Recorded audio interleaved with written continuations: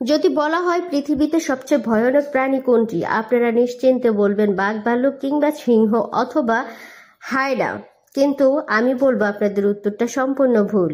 পৃথিবীতে সবচেয়ে ভয়ানক প্রাণী হচ্ছে মানুষ। যখন মানুষ ছিল না, পৃথিবী অন্যান্য প্রাণীদের দখলে ছিল, তখন পৃথিবীর একটা ভারসাম্য ছিল।